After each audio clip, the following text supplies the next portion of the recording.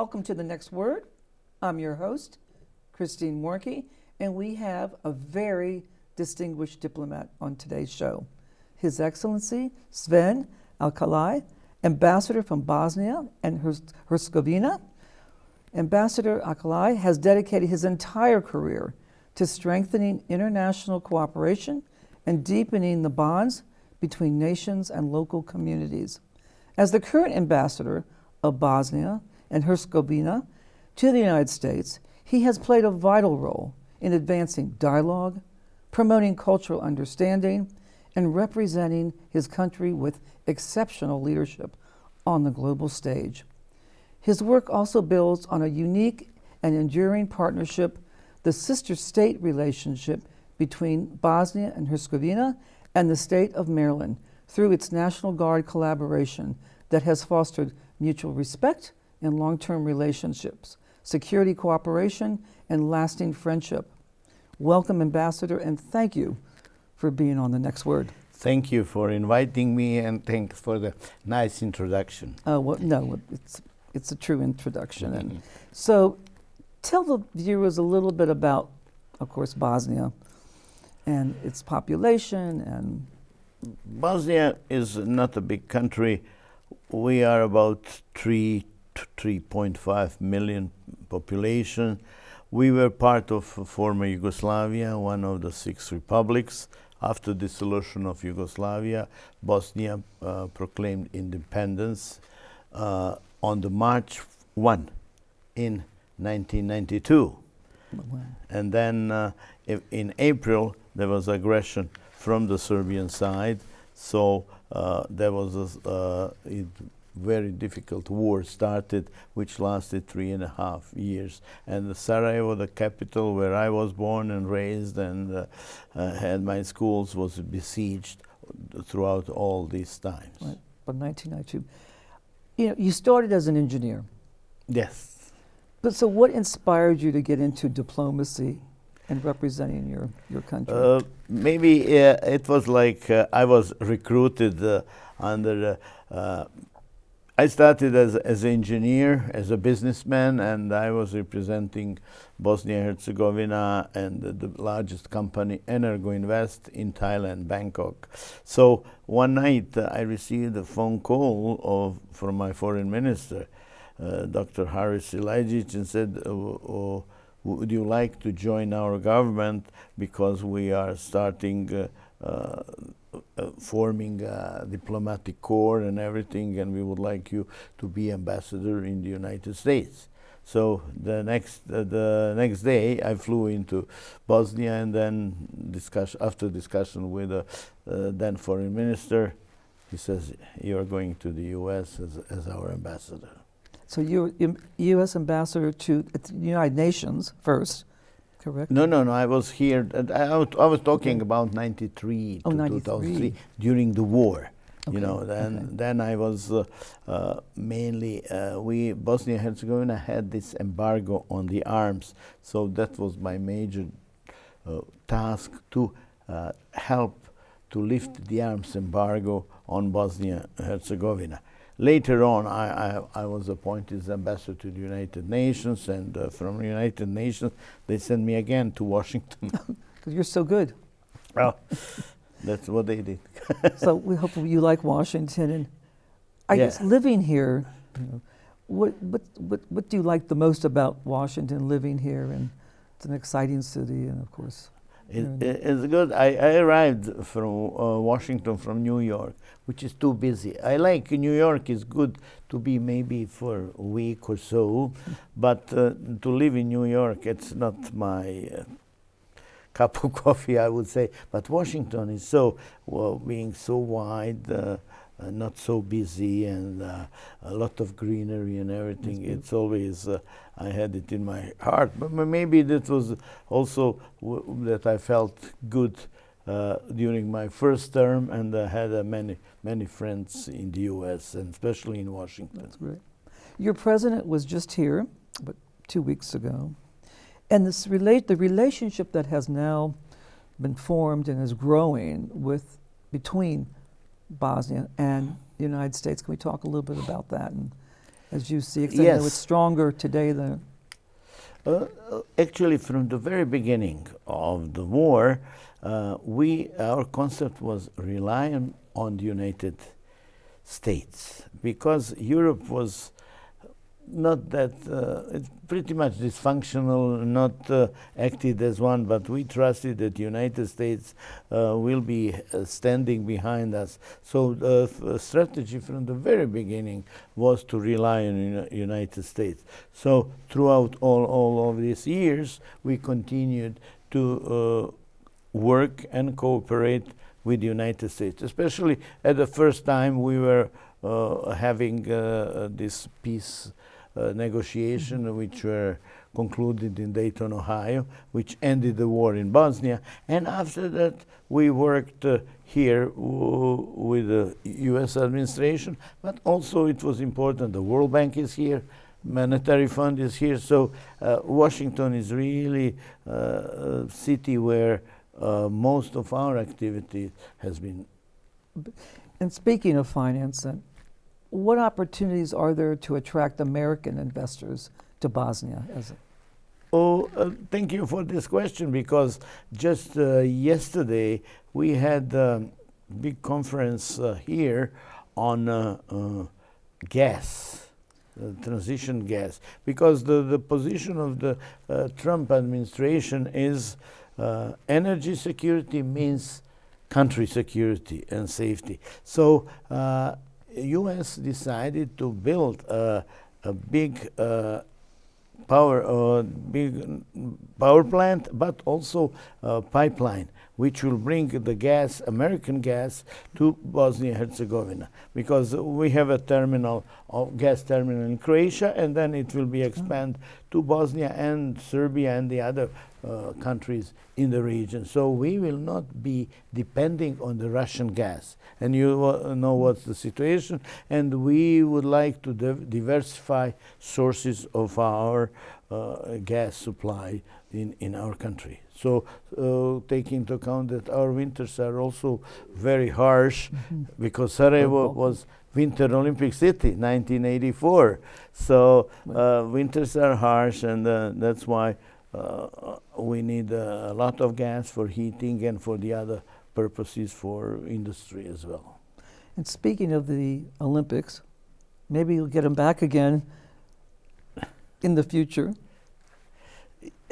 Who knows? We are in close contact with the Olympic Committee, and then so 2 years ago we had the anniversary from 84 to 24. So I think the facilities are still there. It wouldn't be difficult to have and organize a next Olympic Games, because at the time the president of Olympic Committee, Juan Antonio Samaranch, says these are the best organizing Winter Olympic Games so far. Amazing. Wow, it's very impressive. Your Bosnian American diaspora and the diaspora in this country is very active, and I know they're helpful to your efforts and to the country's efforts. Yes, we have about 300,000 to 350,000 Bosnian who are now Americans. They came in 2 waves, big waves. One was immediately after the war, 96, 97, and then the second wave was around 2000 from Germany, because we had a large population and immigration in Germany. They came, and they are scattered all over the U.S. Predominantly is Connecticut, Alabama, Missouri, Florida. They are. We have less in San Francisco Bay Area. So, but they are all over, and they are very, very good citizens, because Bosnians had good technical skills, have other skills, and they managed to position themselves very, very quickly and start being good citizens of the United States. Well, I certainly see that from Annapolis. And there's certainly a sister city between Annapolis and Sarajevo. That's Correct. correct. That has been established 2 years ago somehow. This Annapolis and with Maryland we have a close relations. First of all with the capitals, but also with state to state, because for 20 years we have excellent cooperation with National Guard of Maryland. So we have exchange of visit of military to military, and now we decided to expand in a civilian sector, more in education, health services, and so forth. Right, no, I understand. From a cultural standpoint, what can you tell our viewers in terms of why they should visit Bosnia? Let me start with the Sarajevo, the largest capital, which is now about 500,000 people. It's not so big, but it's still interesting because it consists of several, I would say, historical parts, from the Turkish Ottoman Empire to the modern Western style. So you have all these monuments preserved, and they are very interesting for the tourist. I would say just mention few. You know that in 1914 there was assassination of Prince Ferdinand of Austria. It happened in Sarajevo. That apparently triggered the First World War. So that was something. There is a place and a bridge where this all happened. But also culture during the Ottoman Empire, and also I would mention the very rare documents that we have. There's a very known document, book of Haggadah of Sarajevo, which was brought from Spain. Jews from Spain brought it in 15th century and to Sarajevo, and it survived First World War, survived Second World War, and survived now. And on the 24th of March, we will have presentation on the Capitol Hill of this Sarajevo Haggadah manuscript, which was one of the rarest manuscripts from that period. And we're going to be taking a short break soon, but speaking of Capitol Hill, the Bosnian caucus, which you've done an amazing job. Yes, informing. we had to, because I don't have to explain how important is Congress peoples, senators and representatives in. So I did most of my time, besides State Department and the other administration the departments, I was spent very much time on the Hill. So it was you build relationship with the senators and congressmen, and we mentioned the other night we saw Congressman Hoyer, who has been very instrumental, and he is from Maryland, and great guy, and we still maintain a relationship from those times in the 93, 94. Right. Yes. Right. And he was at the dinners, and Yes, he was at the dinner with with us. Yes. No, so this is great. So we're going to take a short break, and we'll come back. Sure. Thank you. We're taking a short break, and we will be right back.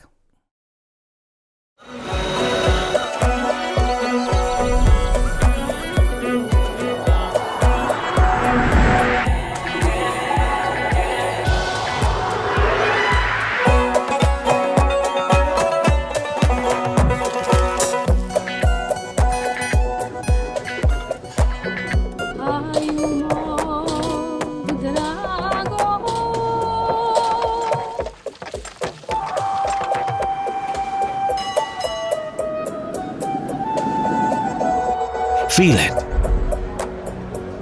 Enjoy it. Visit Sarajevo, a city that defies expectations.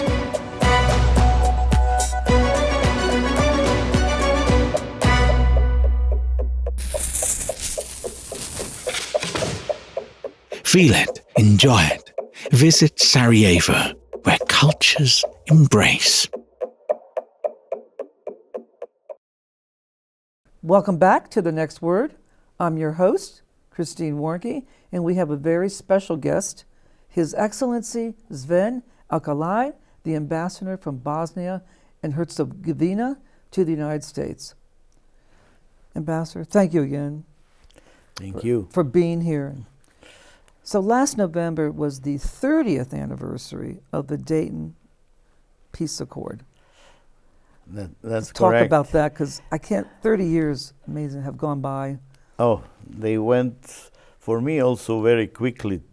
But when I think about this 30 years back, I was part of this negotiating team from Bosnia. We were brought into Dayton, Ohio, this military base. And we were giving timeline just 3 weeks to set up a peace. So it was we were not allowed to go outside the military base and everything, but we had a very strict negotiation long into the night and everything. So, but at the end, with the really leadership of U.S. administration, we reached a peace, which was important to stop the war, stop the killing, stop the destruction of the property, people's property. So we are grateful in that sense to the United States, because if the United States was not involved, I don't think that the war would end up that time. They were also involved, the others, the Russians, the Germans, European Union, but they were U.S. was had a leading role by Ambassador Holbrooke, who was very instrumental in those negotiations, and there was also the Secretary of State Warren Christopher. So we also remember him. They played that was done under the President Clinton. Yes. Right, that was amazing. So you were actually sequestered on a military base. That's correct, yes, and because nobody was allowed to leave, because if you, and it was very strict censorship on information, not to leak out. If they leak, you know how is negotiating, it could spoil the negotiation. So that was censorship on the information which were going to the press, and there was only one, this Ambassador Holbrooke, who was talking to press, but we were not allowed to talk to the press at that time. That's why those negotiations were successfully concluded in 3 weeks. Shock, I mean, yes. remarkable. There was one. There was one element where we thought it will get disrupted, because it was on the town of Brčko, which is near the Serbian border, and we couldn't agree which part of the Bosnia would go. And then our president says, "Okay, pack your luggage, we are leaving, the negotiation disrupted." And that night, I remember that was Milosevic and Holbrooke and our president worked and discussed, and they struck a deal. So finally, the Dayton Peace Accords were signed. But that was a really incredibly critical. Oh yeah.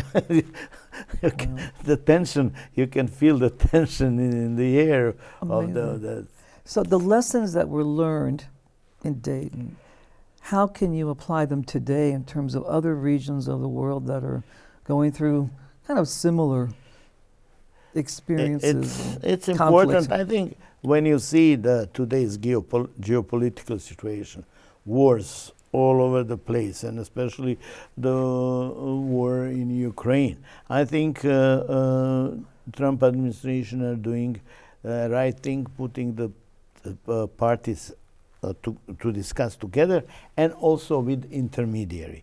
They would never agree if they talk, two of them, but when they have this intermediary together, and what we had we had so-called proximity talks. We towards the end we directly negotiate, but before we were negotiating one-on-one, and then negotiate with the others. So this because the animosity between the warring side is so deep that you cannot, especially at the very beginning, have normal negotiation. That's why you go proximity talks, and then when you reach some kind of consensus, you put all parties together to sign the contract. Yes. And it was interesting because it was on U.S. soil. Yes. Yes. And I think one of, not the first, but certainly a unique time and a unique place. And maybe that was a recipe for the others. If you let them now take place somewhere else, because being on the U.S. soil is a very important credibility that U.S. has. So when you are on the soil, you don't. Look, remember this between Israel and Egypt. Yes, they were in Camp David. They were also on the U.S. soil. So I think the being here, that brings a lot of credibility and a lot of chances for success. Yep. How now is Bosnia dealing with some of the most challenging issues in terms of climate change, digital transformation, as we know? This is fascinating, and you have a very good population, educated in the technical space. So, but how is Bosnia? That's correct. Bosnia is also, especially young people. They are so well educated in IT, engineering, and that's why foreign companies, where there's a foreign investment, they see that an advantage for them to move in to bring their investments. Climate change, we are part of following European Union green policy, and then we are making moves to come closer to this green technology, which are moving from the coal-fired power plant to gas-fired, which are producing less pollution, and that's why it is. We are building this. We are going to build this pipeline, gas pipeline, on the U.S. It's incredible. How does that differ from what is going on now in Greece in terms of the pipeline? I mean, Thessaloniki is a big port also for gas terminal. Right. So I think it's in the future connection of the pipelines vertical in Eastern Europe and here to the Western Europe. So this will be all integrated as a network of gas pipelines provided by U.S. gas coming to Europe. Yeah. And Thessaloniki, which is the northern city in Greece, is very well situated because it's a great port, big port, and also very nice tourist place. Yes. What do you hope in the future for Bosnia in terms of playing an even greater role on the international stage and at the UN, since you were at the UN? Okay, as being a member of the UN, you have a role important as your country is big and important, but where you see the real value being a member of Security Council. When I was foreign minister, Bosnia became member of Security Council 2009 to 2011. So we were part of the major decision of the happening in the world. Someone called this Security Council like a world government. So, and discussing the major issues, security issues in the world. So being there, part of it, it brings your better visibility on the world scene. Well, that's huge. And that was from 2009 to 2011. Because the mandate for non-permanent members is 2 years. Oh, 2 years. So it was a short. Are there aspirations? Because everybody can become, but there's only 5 permanent members, which is U.S., Great Britain, France, Russia, and China. Right. Okay. Going back to digital transformation and what Bosnia is doing, and you do have as I said, an educated population. Yes. I can tell you that we have digitalization almost in every sector of the government. We are moving more to e-government. The passports. There's a protection of personal data and all of this. Everything's digitalized, so that's very, very good. I think because this young generation, for them, they are brought up with a computer with all this tech. We have to learn more from them. I'll take example. There are two girls, young girls, come to my embassy to work from Sarajevo, and I give them all this IT work because it's such a familiar matter for them. So it's. That's great. Yes.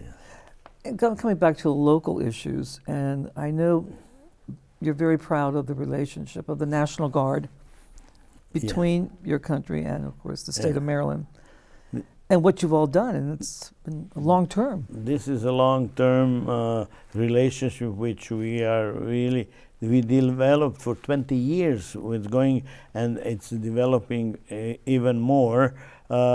Expanding not only within military to military, but also civilians to civilians, which is important. I said in a culture field, in a health sector, in the other different sectors, where Maryland is really one of the leading states in the U.S. And in terms of education? Yes, exchange of the students and the professors between the universities, it's part of it. Right. And speaking of culture, you have an upcoming film festival. Yes. It's quite well known in Europe. Oh, it became, it took even me with surprise how well it was being received in our part of the world and in Europe in general, because many famous actors, they come for this festival. Movies which are filmed in the past year, they are shown, and that's one of the attractions of Sarajevo for the tourists. They come. Sarajevo is brewing during this 2 weeks of in the summer when there's Sarajevo Film Festival. That's fascinating. And so you've had more. You're allowed to have more movies filmed there, and. Oh yeah. Actually, what is movies which are filmed the past year or that year, they are produced.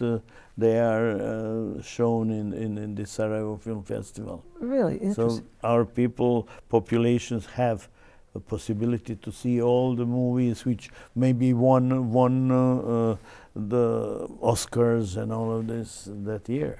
So yes, this is exciting. My God. yes, very much excited. That's why I'm planning to go for my summer holidays to Sarajevo during that time. I need to know about part this. of it. Sure. This is great. This has been wonderful conversation, and thank you. Thank for you being for here. inviting me. Oh, absolutely. This is wonderful. Thank you. Thank you. Thank you for watching The Next Word, and catch us on our next episode. Please email thoughts and suggestions on special guests to info@mmctv.org. I'm Christine Warnke. See you the next time.